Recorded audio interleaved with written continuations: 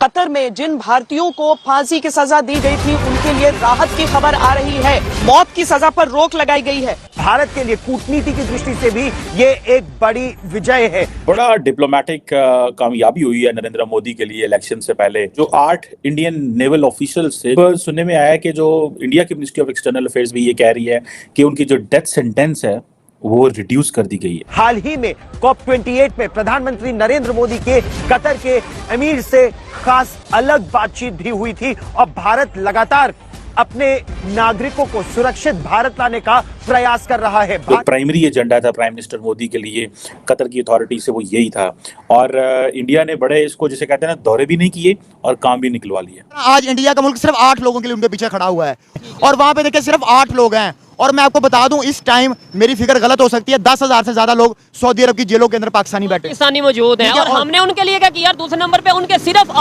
8 लोग उन्होंने जो है उनके फॉरेन मिनिस्टर की मैं लास्ट कुछ दिन पहले जो है वो देख रहा था प्रेस कॉन्फ्रेंस, उन्होंने कहा मैं पर्सनली इस केस को लेके चलूंगा। मतलब एक बहुत बड़ी जो है वो भारत की कामयाबी या भारत की सक्सेस या अचीवमेंट जो के तौर पे इस खबर को देखा जा रहा है। जो केस है ये खत्म हो जाएगा और जो इंडिया के 8 ऑफिसर्स हैं वो वापस चले जाएंगे अपनी कंट्री के अंदर, क्योंकि इंडिया जो है वो एक इकोनॉमिकली बहुत स्ट्रॉन्ग कंट्री है और उनकी LNG की डील चल रही है कतर के साथ। बेसिकली वो इंडिया को अलर्ट पर रखना चाहते थे, जिसे वो कहते हैं ना कि वो समझते थे कि इंडिया को थोड़ा सा झटका लगाएं, और वो उन्होंने अपनी किसी न किसी हद तक उन्होंने झटका वो लगा लिया है। जैसे कहते हैं ना हमारे यहाँ की भाई मोदी है तो मुमकिन है, भैया ये तो वाकई में मुमकिन हो गया। भैया मोदी जी तो हमें लग रहा है कि वो मतलब जो चाहे वो कर दें यार। आजकल की डेट में मेरे पास कुछ पैसे कम है घर बनाने के लिए, मैं सोचा हूँ मोदी जी को लिख दूं, वो चाहेंगे तो हो जाएगा। यार देखिए मैं तो समझता हूँ पाकिस्तान और इंडिया जो है ना वो एक 2 भाई हैं जो कि 75 साल पहले जो थे वो अलहदा हो गए थे। तो जब एक तरक्की भाई करता है ना दूसरा नहीं करता, तो जो उसके बच्चे होते हैं वो यही कहते हैं कि अब्बा चाचा तो तरक्की कर गया तुसी कितने रह गए। तो वो हमारे पंजाबी में मिसाल दी जाती है। तो भाई जब हम देखते हैं हम बच्चे हैं तो हम अपने बड़ों से पूछते हैं कि भाई हमारा साथ वाला जो भाई था वो तो तरक्की कर गया है और बहुत ज्यादा तरक्की कर गया है। जय हिंद दोस्तों। तो दोस्तों आपको बता दें कि कतर में जो 8 भारतीय नौसैनिक के रिटायर्ड जवान थे उनको फांसी की सजा दी गई थी। अब उन्हें मतलब फांसी की सजा नहीं दी जाएगी। इसमें मतलब भारत की डिप्लोमेसी की बहुत बड़ी जीत मानी जा रही है। दरअसल आपको बता दें कि न हमारे प्रधानमंत्री वहां पर गए, न कि हमारा फॉरेन मिनिस्टर वहां पर गए, फिर भी मतलब कतर ने उन 8 नौसैनिकों को रिलीज करने की बात कर दी है और बताया जा रहा है कि उन्हें उम्र कैद दी जाएगी। लेकिन ऐसा नहीं होगा क्योंकि हमारे भारतीय प्रधानमंत्री नरेंद्र मोदी की पावर पूरी दुनिया में गूंज रही है। लेकिन कतर जल्द ही जल्द उन 8 नौसैनिकों को, हमारे 8 जवानों को भारत वापस कर देगा। बड़ा डिप्लोमेटिक कामयाबी हुई है नरेंद्र मोदी के लिए इलेक्शन से पहले। बेसिकली मैं इस टाइम को इलेक्शन सीजन कहता हूँ, और वो ये है कि जो 8 इंडियन नेवल ऑफिशियल्स थे जो रिटायर्ड थे बेसिकली, उनको आपको याद होगा कि जो कतर की कोर्ट है उन्होंने कतर ने अरेस्ट किया था एक केस, इन्होंने केस ऑफ एस्पिनॉज। और अब सुनने में आया कि जो इंडिया की मिनिस्ट्री ऑफ एक्सटर्नल अफेयर्स भी ये कह रही है कि उनकी जो डेथ सेंटेंस है वो रिड्यूस कर दी गई है।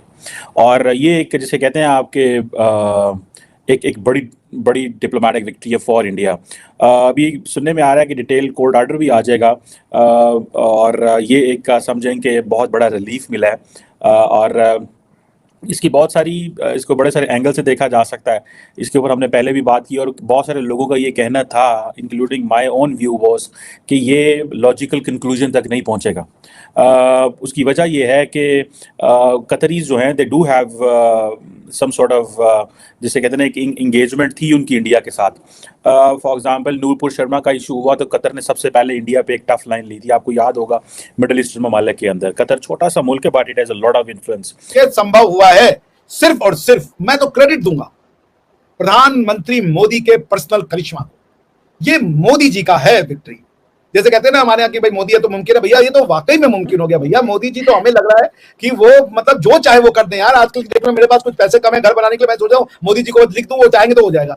मतलब मोदी है तो सर वो आप कह रहे हैं बार बार मोदी है तो मुमकिन है, और अगर कोई पाकिस्तान से यही बात कर दे, अगर हम तारीफ के उसमें भी अगर कह दें कि जी मोदी जी हैं तो मुमकिन है कि इंडिया में बड़ा कुछ हुआ मोदी जी के टेन्योर में, तो जी बहुत लोग हैं सर उनके तो सही मिर्चें लग जाती हैं तो नाचना शुरू कर देते हैं कि क्यों कह दिया। मतलब ये पहले लोग देखे मैंने कि आपके प्राइम मिनिस्टर की पाकिस्तानी तारीफ कर रहे हैं। आपके प्राइम मिनिस्टर की हमेशा जो बुराइयां होती रही पाकिस्तान में उसको छोड़कर पाकिस्तान के लोग जो है प्राइम मिनिस्टर मोदी की तारीफ कर रहे हैं और कह रहे हैं कि जी मोदी है तो मुमकिन है। और इसके ऊपर पाकिस्तानी नहीं हिंदुस्तानी जो है वो नाराज हो रहे, वो भड़क रहे, कहते जी क्यों कहा। तो मतलब ये वाला पागलपन मैंने पहली बार देखा है। ये एक जिसे कहें कि 8 इंडियन नेवल ऑफिशियल्स को रिटायर्ड जो है एक्स इंडियन नेवल ऑफिशियल्स की ये सज़ा जो है जो कि उनको 26 अक्टूबर को डेथ सेंटेंस दी गई थी, और उसकी जो कोर्ट ऑफ अपील हेयरिंग थी आई थिंक वो 20 को लगी थी, नवंबर को लगी थी।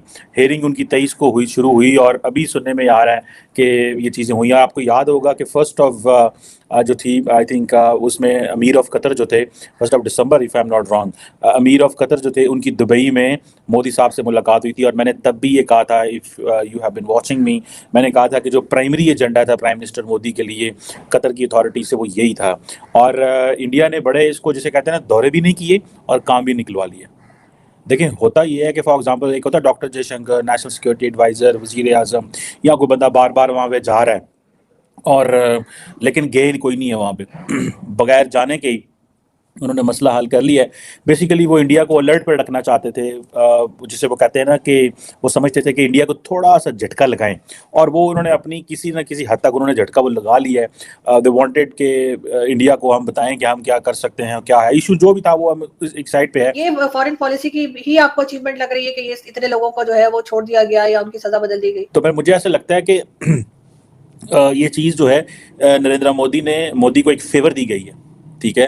वो फेवर ये दी गई है कि उनको ये पता हो कि भाई ये जो लोग हैं जिनको हमने जिनकी डेथ सेंटेंस कम की है, अभी सुनने में आया कि वहाँ पे इंडिया के जो एम्बेसडर थे, जारी बात है वो भी कोर्ट के अंदर मौजूद थे। इस वक्त इंडिया और कतर के दरमियान जो सबसे बड़ा इशू था वो यही था, ठीक है। और बाकी भी उनके ऑफिशियल सुना उस कोर्ट में मौजूद थे और कुछ फैमिली मेम्बर्स भी मौजूद थे। और आज जब ये सारा वाक़या सामने आया है तो उन्होंने कहा होगा कि भाई देखें रियासत जो है वो खड़ी हुई थी, हमने तमाम लीगल असिस्टेंस दी, जितना भी पैसा चाहिए सारा कुछ जो भी है। अब ये जो क्वेश्चन है, ये इसका नाम था दारा ग्लोबल केस, जिसमें ये सेंटेंस हुई थी। इस क्वेश्चन में इस चीज़ की ये समझ नहीं आई कि इंडियन जो ऑफिशियल्स हैं वो वहाँ पे जो ये जॉब वगैरह कर रहे थे उसमें किस तरह की चीज़ों में इन्वॉल्व थे या वो क्या करते रहे। अब ये हो नहीं सकता कि स्क्रैच से केस शुरू हुआ हो और बस एम इल्ज़ाम लगा के अंदर करता है, मतलब there is nothing like that. Either वो डेलिबरेटली कुछ कर रहे थे, अनकॉन्शियसली कर रहे थे, या वो कुछ ऐसा काम कर रहे थे that was the part of the game जिसमें उनको भी पता नहीं था। अब देखिए इसमें बहुत सारे केस स्टडीज़ जो हैं वो हो सकते हैं, और ये क्योंकि एक सेंसिटिव एंड मसला था, सो जिसे कहते हैं ना कि इंडियन गवर्नमेंट ने पहले ये अपील की हुई थी और उनको ये था कि अगर ये हमारे लोगों को सज़ा दे दी जाती है तो ये बहुत बड़ा एक डिप्लोमेटिक सेटबैक था। मैं आपको बात बताऊँ, ये प्राइम मिनिस्टर मोदी के लिए इतना बड़ा डिप्लोमेटिक सेटबैक होता कि वो इसको रिकवर ना कर पाते। जी देखिए, बहुत से लोगों ने मोदी जी के बारे में अपनी ओपिनियन रखी थी और वो बदले।